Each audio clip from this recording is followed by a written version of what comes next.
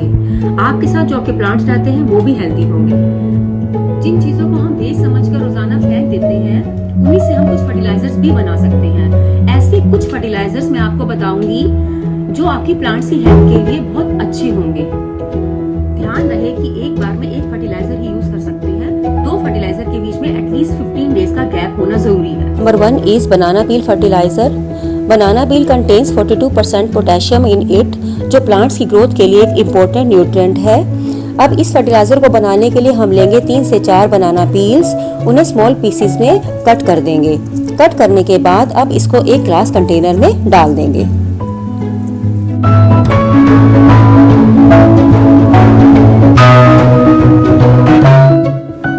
अब इन पील्स को कंटेनर में डालने के बाद इस कंटेनर को पूरा पानी से फिल कर देना है। पानी से फिल करने के बाद इसे ढक दो।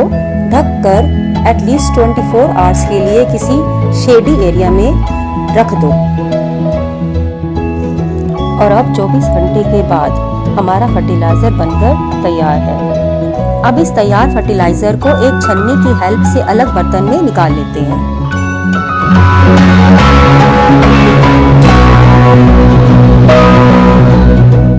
अब जो ये पेल ब्राउनिश कलर का फर्टिलाइजर तैयार हुआ है, इसे एज इट इज अपने प्लांट में डाल सकते हैं डायरेक्टली, या फिर इसमें इक्वल अमाउंट ऑफ वाटर डालें, उसे अच्छे से मिक्स करें और फिर अपने प्लांट्स में थोड़ा थोड़ा दे सकते हैं। बनाना पील फर्टिलाइजर हिबिस्कस, रोज जैसे प्लांट्स जो फ्लावर प्रोड्यूस करते हैं उनके लिए बेस्ट होता है, पर आप इसे किसी भी प्लांट में दे सकते हैं।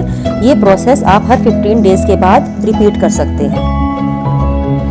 Now number 2 is egg shell fertiliser. अगर आप अपने घर में एग्स का यूज करते हैं तो आप ये बहुत अच्छा फर्टिलाइजर बना सकते हैं। तो मैंने 5 से 6 एग शेल्स लिए हैं, जिसे मैंने अच्छे से पानी से धो लिया है ताकि कोई भी लेफ्ट आउट इसमें अगर हो तो वो निकल जाए। इट मीन्स वॉश करना एक इम्पोर्टेंट स्टेप है, जिसे बिल्कुल भी मिस ना करें। अब इन एग शेल्स को अच्छे से क्रश करें और एक साफ कंटेनर में डाल दें। जितना अच्छे से क्रश करेंगे उतना अच्छा फर्टिलाइजर तैयार होगा।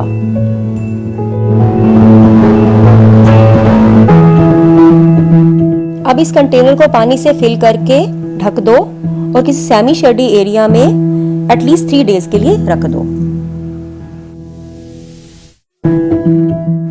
आइए देखते हैं 3 दिन के बाद। 3 दिन के बाद पानी का कलर धुंधला हो चुका है और हमारा फर्टिलाइजर तैयार है। आइए अब इसे छानकर अलग कर लेते हैं और इस फर्टिलाइजर को एज इट इज डायरेक्टली अपने प्लांट्स में यूज कर सकते हैं। Egg shells are good source of calcium, जो सब लिविंग बीइंग के लिए अच्छा होता है। ये फर्टिलाइजर बोगनविला, एडेनियम जैसे प्लांट्स में अच्छा काम करता है और मनी प्लांट में भी इसे डाल सकते हैं, और भी काफी प्लांट्स में इसे डाला जा सकता है।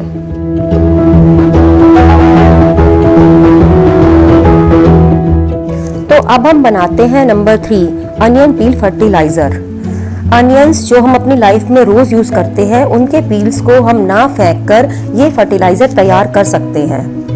तो हमने लिए हैं 5 से 6 अनियन पील्स, एक ग्लास कंटेनर जिसे पानी से फिल कर लिया है। अब इन पील्स को उस कंटेनर में डाल देते हैं।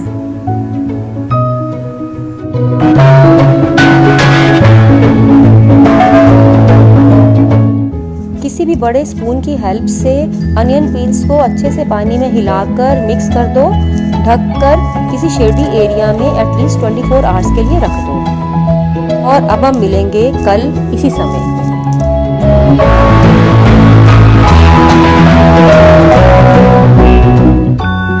और अब आपका स्वागत है 24 घंटे के बाद। Onion peel fertiliser is ready, plants में डालने के लिए तैयार है। अब इसे निकाल लेते हैं छानकर किसी अलग बर्तन में। Look at this vibrant colour. अब इस फर्टिलाइजर को हम डायरेक्टली प्लांट्स में भी यूज कर सकते हैं या इक्वल अमाउंट ऑफ वाटर डालकर भी इसे यूज कर सकते हैं। अनियन पील फर्टिलाइजर प्लांट्स की माइक्रो न्यूट्रिएंट्स की कमी को दूर कर सकता है। Onion peel fertilizer contains sulfur, zinc, calcium, magnesium, potassium, iron, nitrogen, phosphorus in it. Number 4 is very important fertilizer, used tea leaf fertilizer. ये मैंने 2 से ढाई चम्मच यूज़ की हुई चाय पत्ती ली है, जिसे मैंने अच्छे से पानी से धो लिया है सो दैट इसमें से जो भी मिल्क कंटेंट हो या शुगर हो वो निकल जाए। उसके बाद कम से कम 1 दिन के लिए इसे धूप में सुखाया है। धोना और सुखाना दोनों बहुत इंपॉर्टेंट स्टेप्स हैं। इसके बाद एक ग्लास जार लो, उसमें पानी भरो और उसके अंदर ये वाली चाय पत्ती डाल दो। डालने के बाद अच्छे से मिक्स करना ज़रूरी है क्योंकि चाय पत्ती थोड़ी देर से घुलती है। अब इसे ढककर एटलीस्ट 24 आवर्स के लिए किसी भी शेडी एरिया में रख दो। और अब 24 घंटे के बाद ये फर्टिलाइज़र प्लांट्स में डालने के लिए बिल्कुल तैयार है। टी लीफ फर्टिलाइज़र में 4.4% नाइट्रोजन, 0.24% फास्फोरस एंड 0.25% पोटेशियम मिलता है। इट मीन्स इसमें NPK फर्टिलाइज़र के तीनों न्यूट्रिएंट्स मिलते हैं। तो चलो अब इस फर्टिलाइज़र को छानकर अलग कर लेते हैं। ये फर्टिलाइज़र डायरेक्टली प्लांट्स में डालने के लिए बिल्कुल तैयार है। और जो ये टी लीव्स अभी अलग हुई हैं, इन टी लीव्स को धूप में 3-4 दिन के लिए सुखा लो। सुखाकर इसे किसी भी प्लांट की मिट्टी में डाल सकते हैं। एज अ फर्टिलाइज़र वो भी काम करेगा। अब इस फर्टिलाइज़र को डायरेक्टली प्लांट्स की रूट्स में देना है, बट अदर देन दैट इसका स्प्रे प्लांट्स की लीव्स पर करना है, स्पेशली वो लीव्स जिनकी एरियल रूट्स होती हैं। For example money plant, syngonium, monstera etcetera. But अब जो स्प्रे बनाएंगे उसका रेशियो 2:1 में लेंगे। इट मीन्स अगर 1 कप पानी लेते हैं स्प्रे बॉटल में, तो फिर ½ कप फर्टिलाइज़र जो बनाया है टी लीव्स का वो उसमें मिक्स करेंगे। We can repeat this procedure once in every month.